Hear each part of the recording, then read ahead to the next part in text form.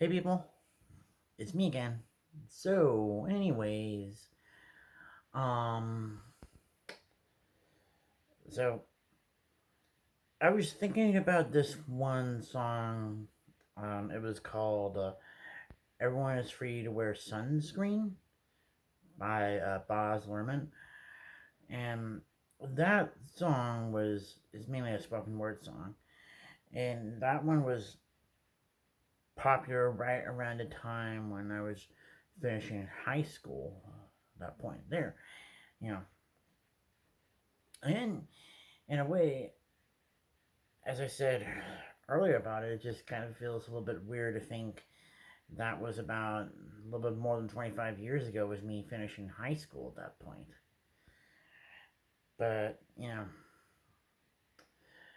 but it was like 25 years ago. This was like when I was been like a year out of high school. And I wasn't feeling myself. But I think it was just because of the fact that I felt like my whole options were limited at the time, and because of you know being dragged into the whole adult transition program at the time, and not really having any recourse to deal with that because of the fact that I had to give up my high school diploma in order to go into it, which was kind of ridiculous at that point. But then it was like looking back at all the would I really use it to go to a 4 year school or something like that? I don't know. I mean, that was really what the thing was, but still, that was like one of those little things there. But a lot has happened at that time, as far as that goes, like Tom was still alive, and then Dad was still alive, and then I wasn't even out yet, and all other things you know that happened, and then of course there were you know certain cousins weren't even born yet, um, and then let alone all these other little things there, you know. So that was one of the things there, you know. So, anyways, I had to also explain like who is Tom. Tom was one of my cats there, and like any of those videos where you see like Tom's the tabby one, and Bob's the one that's gray. That's what they look like when they were little. I mean, when they were younger at that point. But there was a bit of like an age difference between Bob and Tom, I think, because Tom, I think, was probably like a kitten when we found him, like maybe back in '88, and Bob was probably about maybe 5 or 6 years old when we found Tom, and so there was a little bit of like that whole uh, dynamic when they were fighting sometimes. But there were other times where they would also sit together, as far as that goes. And it was just, you know, silly there. So, anyways, as far as that goes, I think, um, I forgot what was also was going on at that time. I think it was just also was having a lot of other issues that was going on with the adult transition at the time, and I think it was just mainly because I think I was trying to prove to people that I'm not that this or something because of the fact that you know the whole what is what was once Asperger's syndrome was kind of still new, but it was also at that time where anything that was autism spectrum related was still, you know, wasn't really on the books yet, or at least at least in the case of that was just like a lot of the teachers, psychologists, and all any of the other form of professionals did not really have enough knowledge upon how to facilitate things like that. Because right around this time, I was stopped seeing that one therapist because it felt like he just it just never worked out, and there were like two different reasons why it didn't work out.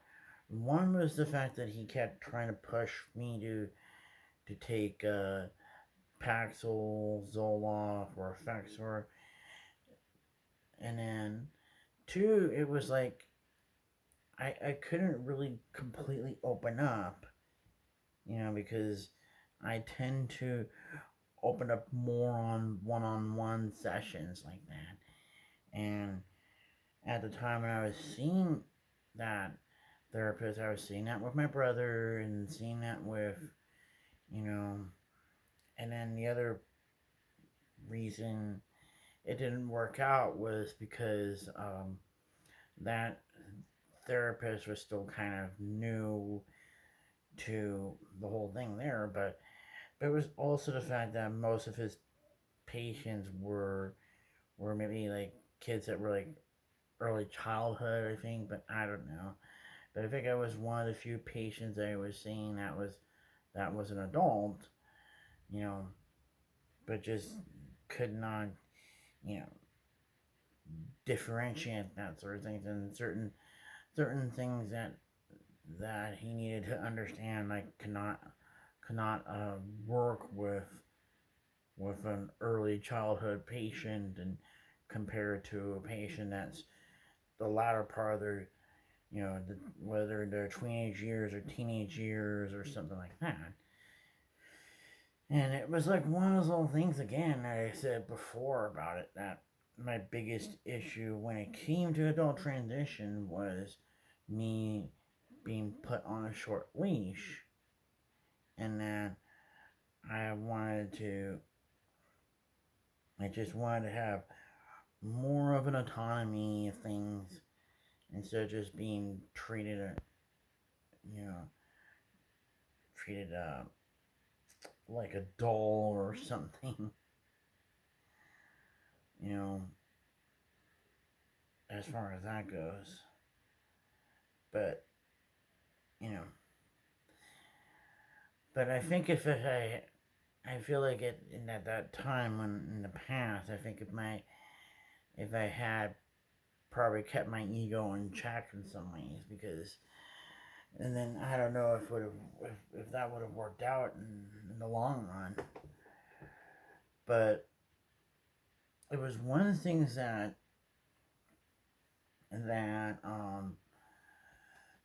Dad had said. It was like the whole adult transition program was mainly designed for level 2, maybe level 3 support of that type of disability. So that's not ones that are like level 1, where I'm at. I'm at like level 1, you know. And I need like some help with certain things, but I don't need to be watched over like a hawk, you know. And then I forget what was the other thing I was gonna mention, but it was like the whole thing there. It's like that, and I could have also said that, way back then, but I was just also saying something like, well, they're the smart ones there. They're the ones that have the degree in education and all of that, and they should at least be able to put two and two together, you know, that that if they wanted me to work, then they should get me to have a job that where I can actually get paid to do so, instead of, you know, make me work at the Party America and putting stuff away, or working at the hospital and counting spoons, and that was it, or whatever or whatever dumb shit that they can there, but I just wanted a job where I actually can get paid to do something. But I think I was just preferably just wanted a job that where I just do data entry and all that, and where I don't require a whole lot of social skills in that sense. Because after all, it's like there are just people like me that aren't really that good with people, and no matter which way you would slice it, it's better to have jobs where I don't have to deal with people a whole lot. You know, and not everybody is an extrovert, and then some of those people just needed to accept that sort of thing. You know, because there are certain cultures where it's okay for the person to be more introverted. You know, it doesn't mean that they're kind of rude or whatnot. It's just they value more their alone time. They value uh, quality over quantity when it comes to friendships and all this. They have no need for superficiality and all of that. Yeah. So,